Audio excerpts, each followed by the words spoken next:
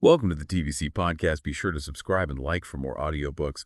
Today, we're going on a deep dive into the fascinating world of Carl Jung and his concept of the shadow.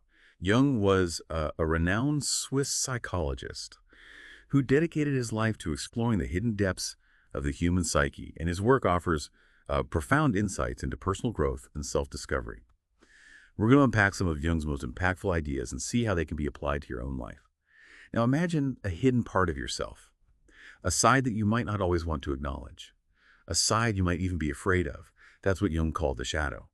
Think of it as the flip side of the carefully crafted image we present to the world, the side we try to keep hidden from others and maybe even ourselves. It's the part of us that holds our fears, our insecurities, and those urges or desires we deem unacceptable.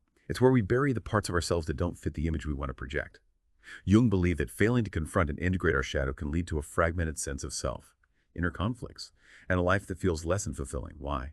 Because the shadow, despite its name, isn't inherently evil or bad. It's simply a part of us, a part that holds a tremendous amount of energy and potential. Think of it this way. When we deny or repress parts of ourselves, it's like trying to hold a beach ball underwater. It takes a lot of energy. And eventually, that beach ball is going to pop up, often in ways we don't expect. Maybe through sudden outbursts of anger, self-sabotaging behaviors, or recurring negative thoughts. The shadow can manifest in our relationships, our work, and our overall sense of well-being. And the more we try to push it down, the more powerful it can become. So, what's the solution? It's not about getting rid of the shadow. That's impossible. Instead, Jung believed that the path to wholeness involves facing those hidden aspects of ourselves and integrating them into our conscious personality. This process, what Jung called individuation, is about becoming a complete and integrated individual, not just the person we think we should be. It's a journey of self-discovery, where we acknowledge and accept all parts of ourselves, the good, the bad, and everything in between. But this journey isn't always easy. Facing our shadow can be uncomfortable, even painful at times. It requires courage, honesty, and a willingness to look at ourselves without judgment. So, how do we embark on this journey? Jung suggested several tools, including dream analysis and active imagination. Dreams, he believed, offer a direct line to our unconscious mind, a place where our shadow often resides. By paying attention to our dreams, recording them, and exploring their symbolism, we can gain valuable insights into the hidden workings of our psyche. Active imagination involves using our imagination to engage directly with unconscious content, allowing us to interact with those hidden aspects of ourselves in a safe and symbolic way. But remember, the path of individuation isn't a one-time event. It's an ongoing process, a cyclical journey of self-discovery.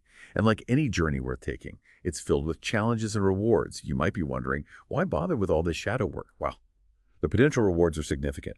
When we begin to integrate our shadow, we tap into a vast reservoir of energy and creativity that was previously locked away. We develop a deeper understanding of ourselves, becoming more compassionate, more authentic, and more resilient in the face of life's challenges. Remember, confronting our shadow isn't about becoming perfect. It's about becoming whole. It's about embracing all of who we are and learning to live with greater authenticity, acceptance, and self-awareness. Now, let's explore some practical techniques for engaging with your shadow and embarking on your own journey of self-discovery. Imagine your shadow as a hidden room in your house, a place you've avoided for years. You might be curious about what's in there, but you're also a little scared. What will you find? Will it be too much to handle? The first step is simply to acknowledge that this room exists. Stop pretending it's not there.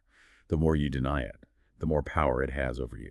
Next, start paying attention to those moments when your shadow peeks out.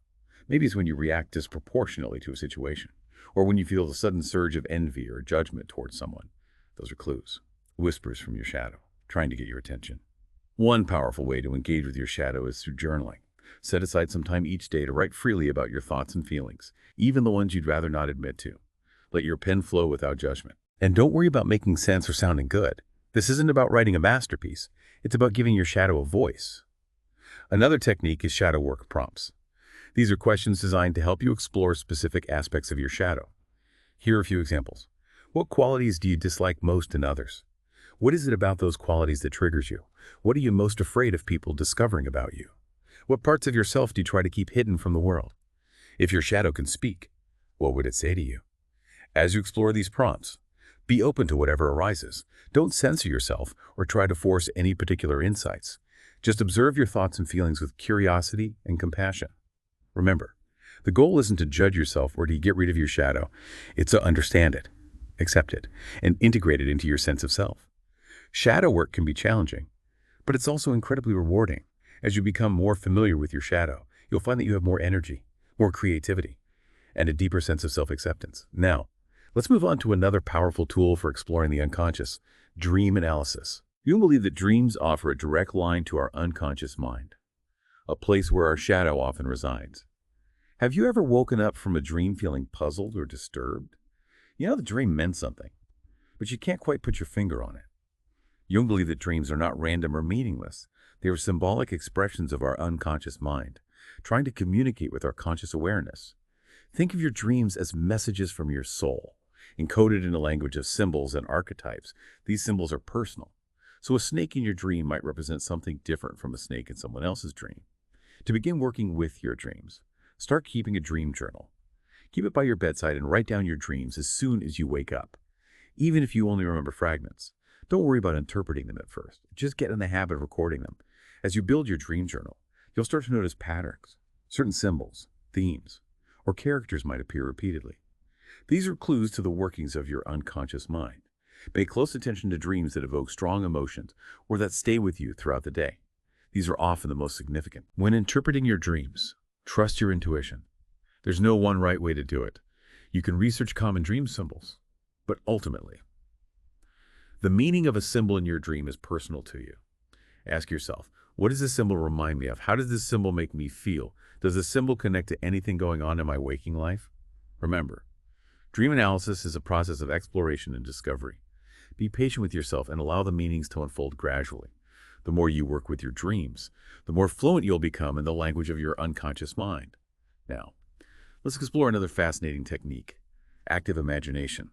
This is a method Jung developed to engage directly with the unconscious mind. It involves using our imagination to create a dialogue with the figures, symbols, and scenarios that emerge from our inner world. Active imagination is like entering a waking dream. It allows us to step into a symbolic realm where our unconscious contents can express themselves more freely. To practice active imagination, find a quiet place where you won't be disturbed. Close your eyes, take a few deep breaths, and allow an image to form in your mind. It could be anything, a person, an animal, a landscape, a scene from a dream. Don't force it.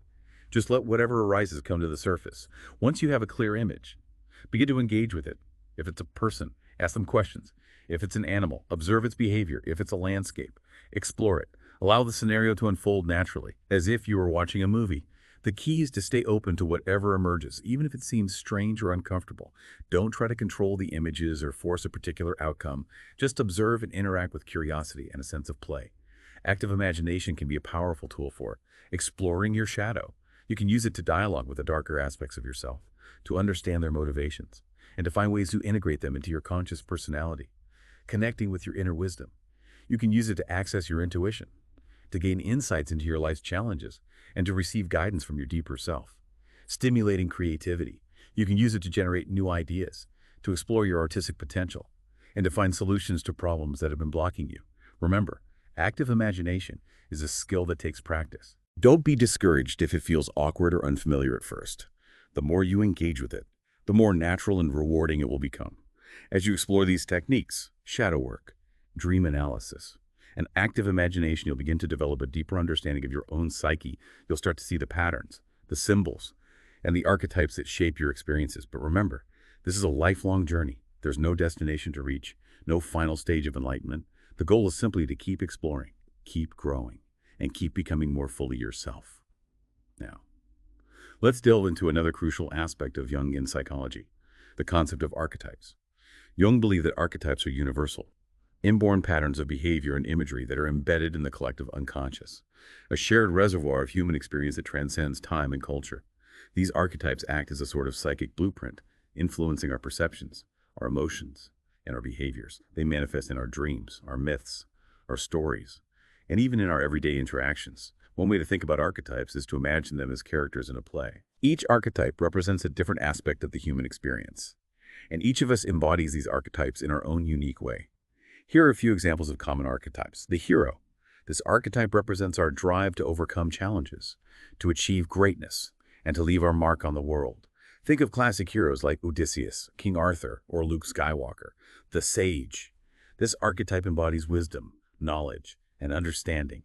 The sage seeks truth and meaning, and often serves as a mentor or guide for others. Think of figures like Yoda, Gandalf, or Dumbledore, the trickster. This archetype represents chaos, mischief, and the subversion of rules. A trickster challenges our assumptions, disrupts our routines, and often reveals hidden truths through humor and satire. Think of figures like Loki, Bugs Bunny, or the Joker. The mother. This archetype embodies nurturing, caring, and compassion. The mother provides comfort, protection, and guidance. Think of figures like Mother Teresa, Mary Poppins, or even your own mother. The father. This archetype represents authority, discipline, and protection. The father sets boundaries, provides structure, and helps us navigate the challenges of life. Think of figures like Atticus Finch, Mufasa, or even your own father. The child. This archetype embodies innocence, wonder, and the potential for growth and transformation.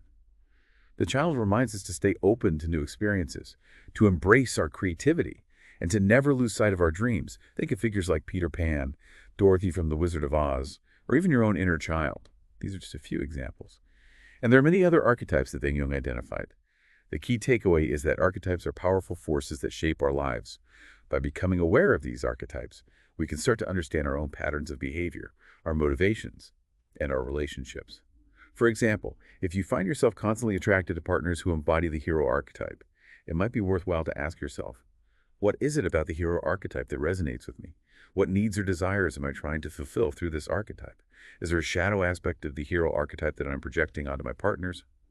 By understanding the archetypes that are active in our lives, we can gain valuable insights into our own psyche and make more conscious choices about our relationships and our life paths. Now, let's shift our focus to another key aspect of Jungian psychology, the concept of the ego. The ego, according to Jung, is the center of our conscious awareness. It's the part of us that thinks, feels, perceives, and makes decisions. It's what we typically identify as me or myself. The ego develops early in childhood as we begin to differentiate ourselves from our environment.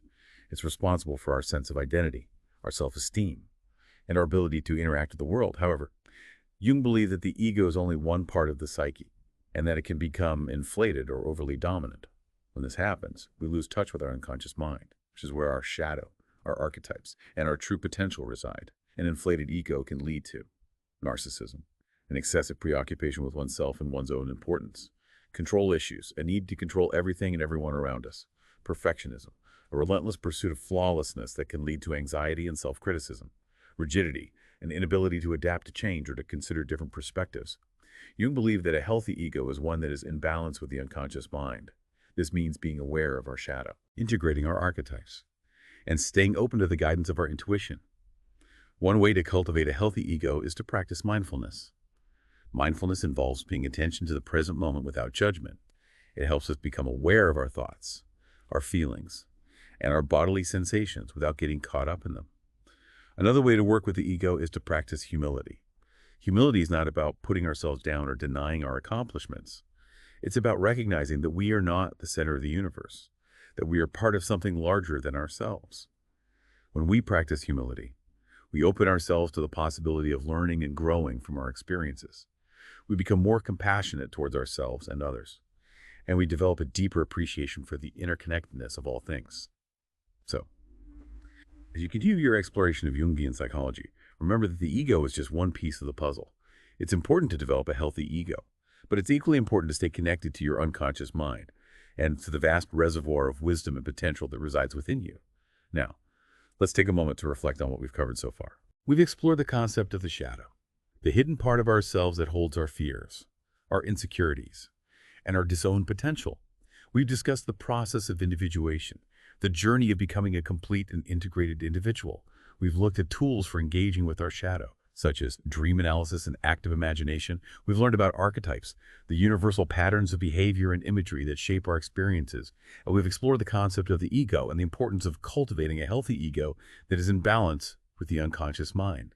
This is just a taste of the rich and complex world of Jungian psychology. There's much more to discover, and I encourage you to continue your exploration. Remember, the journey of self-discovery is a lifelong process. There's no finish line, no point at which we can say, I'm done.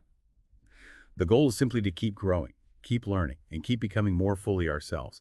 And as you continue this journey, always remember Jung's wise words. The meeting of two personalities is like the contact of two chemical substances. If there's any reaction, both are transformed. Welcome back to the TBC podcast. As we continue our deep dive into Carl Jung's fascinating world, we're going to explore something Jung referred to as psychic facts. These aren't facts in the traditional sense. Think of them more as the building blocks of our inner world, our dreams, intuitions, those gut feelings that seem to come from nowhere. These psychic facts, according to Jung, are as real and influential as any external event. Now consider how beliefs and values fit into this picture. They color our perception of the world, acting like a filter on the information we take in. Imagine wearing a pair of glasses with tinted lenses. Everything you see takes on that hue. Our beliefs, formed by upbringing, experiences, and even societal norms, create those tinted lenses for our minds. Jung argued that these psychic facts profoundly shape us, becoming embedded in our characters through experiences and hard-learned lessons. And here's where it gets really interesting. Jung suggested that our unconscious mind isn't limited to our personal experiences. He proposed the existence of the collective unconscious, a vast, shared reservoir of human experience that stretches back through time. It's like a universal library containing the archetypes, myths, and symbols that resonate across cultures and throughout history. Think about those universal stories, the hero's journey, the battle between good and evil, the search for love and meaning. These themes show up again and again in our myths, our literature, our movies, and even our personal lives. Jung believed that these universal patterns point to the existence of the collective unconscious, a shared psychic inheritance that connects us all. And within this collective unconscious, we find the archetypes. Remember those characters in the play we talked about? The hero, the sage, the trickster. They reside in this collective unconscious, influencing our thoughts, feelings, and behaviors in ways we might not even realize. These archetypes are like recurring patterns in the fabric of human experience. They offer a framework for understanding our own lives and navigating the challenges we face. Imagine them as ancient, powerful forces that are constantly at play beneath the surface of our awareness. The beauty of this concept is that it suggests a deeper meaning and interconnectedness to our lives. We're not just isolated individuals struggling to make sense of the world. We're part of a larger tapestry, connected to a shared human story that unfolds across time and cultures. Now let's shift our focus to the concept of individuation, which Jung considered the ultimate goal of psychological development. Think of individuation as a process of becoming whole, of integrating all the different parts of ourselves into a unified and harmonious whole. It's about acknowledging and accepting our shadow, embracing our unique combination of archetypes, and living in alignment with our truest selves. But individuation is not a passive process. It requires effort, courage, and a willingness to confront the uncomfortable aspects of ourselves. It's like embarking on a heroic journey, facing challenges and overcoming obstacles along the way. Imagine yourself as the hero of your own life story.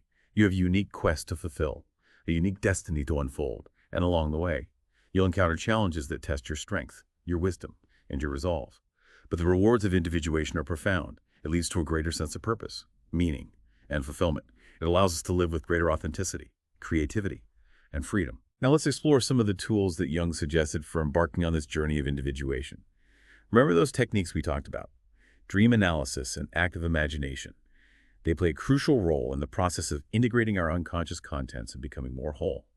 Through dream analysis, we can tap into the symbolic language of the unconscious mind, gaining insights into our shadow, our archetypes, and the hidden patterns that shape our lives. And through active imagination, we can engage directly with these unconscious contents, creating a dialogue between our conscious and unconscious minds. But individuation is not just an internal process. It also involves engaging with the world in a meaningful way. Jung believed that we find our true purpose by contributing our unique gifts and talents to something larger than ourselves. This can involve pursuing a creative passion, serving our community, or working towards a cause we believe in. The key is to find something that aligns with our values, our interests, and our deepest sense of purpose. Now, as we continue our exploration, let's dive into a specific archetype that plays a crucial role in individuation, the self. The self, according to Jung, is not just another archetype among many. It's the archetype of wholeness. The central organizing principle of the psyche is the potential we all have to become fully realized, integrated individuals. Imagine the self as the sun at the center of our psychic solar system. All the other archetypes, including the shadow, revolve around this central point, drawing energy and guidance from it. The process of individuation is ultimately about aligning our ego, our conscious awareness, with the wisdom and guidance of the self. It's about letting go of our limited self-image and embracing the fullness of who we are meant to be. But this alignment doesn't happen overnight. It's a gradual process that unfolds throughout our lives. It involves facing our shadow, integrating our archetypes, and living in alignment with our values and purpose. Now, as we delve deeper into the self, it's important to distinguish it from the ego. Remember, the ego is that part of us that thinks, feels, perceives, and makes decisions. It's our sense of I, or me. The self, on the other hand, is a much broader concept. It encompasses not only our conscious awareness, but also our unconscious mind, our shadow, our archetypes, and our connection to something larger than ourselves. You might imagine the ego as a small boat navigating a vast ocean. The boat represents our conscious awareness, and the ocean represents the unconscious mind. The self is like the entire ecosystem of that ocean, the depths, the currents, the creatures that inhabit it. Now imagine what happens when that little boat, the ego, tries to control the entire ocean. It's a recipe for disaster. The boat might get tossed around by the waves, capsized by a storm, or lost in the vast expanse. Similarly, when our ego becomes inflated or overly dominant, we lose touch with the wisdom and guidance of the self. We become disconnected from our intuition, our creativity, and our true potential. But when the ego is in balance with the self, it's like the boat sailing smoothly across the ocean. Guided by the currents and the stars, the ego is still in control. But it's no longer trying to fight against the vastness of the unconscious mind. Instead, it's working in harmony with it, allowing itself to be guided by the wisdom of something larger than itself. So how do we cultivate this balance between the ego and the self? It involves humility, recognizing that we are not the center of the universe and that there is much we don't know. Openness, being willing to consider different perspectives, even if they challenge our beliefs. Acceptance, embracing all parts of ourselves, including our shadow and our imperfections. Trust, letting go of our need to control and allowing ourselves to be guided by our intuition and the wisdom of the self. This is a lifelong journey, and it's not always easy, but the rewards are profound. When we align ourselves with the self, we tap into a source of wisdom, creativity, and fulfillment that is beyond anything we could imagine on our own. Welcome back to the TBC Podcast. Be sure to subscribe and like for more audiobooks. As we wrap up our deep dive into the world of Carl Jung, let's bring together some of the key ideas we've explored and see how they can illuminate our path to greater self-awareness and personal growth. We started by talking about the shadow, that hidden part of ourselves that we often try to deny or repress. But remember, the shadow isn't inherently bad. It's simply a part of us, a part that holds a tremendous amount of energy and potential. And the more we try to push it down, the more likely it is to erupt in unexpected and often unhelpful ways. So, how do we befriend our shadow? How do we integrate it into our conscious awareness and harness its power for good? One of the most powerful tools Jung suggested is shadow work. This involves a willingness to look honestly at the parts of ourselves that we'd rather not see, to acknowledge our fears, our insecurities, and those less than flattering traits that we all possess. Think of it as a process of shining a light into those dark corners of our psyche, bringing those hidden aspects into the light of awareness, where we can begin to understand and accept them. Remember the analogy of the hidden room in our house. Shadow work is about opening the door to that room, taking a deep breath, and stepping inside. It's not always easy. It can be uncomfortable, even painful at times. But it's a necessary step on the path to wholeness. And as we become more familiar with our shadow, we'll find that it loses its power to control us. Now, let's revisit those powerful techniques we discussed for exploring the unconscious. Dream analysis and active imagination. Dreams, as Jung saw them, are not just random firings of neurons while we sleep. They're symbolic expressions of our unconscious mind, trying to communicate with our conscious awareness. Think of your dreams as a secret language, a language that speaks in symbols, metaphors, and archetypes. And the more we learn to understand this language, the more we can unlock the hidden wisdom that our dreams contain. Active imagination, on the other hand, is like having a waking dream. It's a way of intentionally engaging with our unconscious mind, allowing those hidden contents to express themselves more freely. Think of it as a form of guided meditation, where we use our imagination to create a dialogue with the figures, symbols, and scenarios that emerge from our inner world. Through active imagination, we can explore our shadow, connect with our archetypes, and gain insights into the patterns that shape our lives. Now, as we weave these threads together, let's turn our attention to one of the most profound concepts in Jungian psychology, the transcendent function.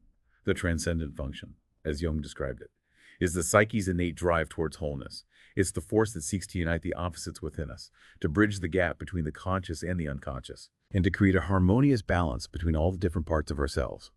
Imagine a tightrope walker, balancing precariously between two opposing forces, the conscious mind on one side, the unconscious mind on the other.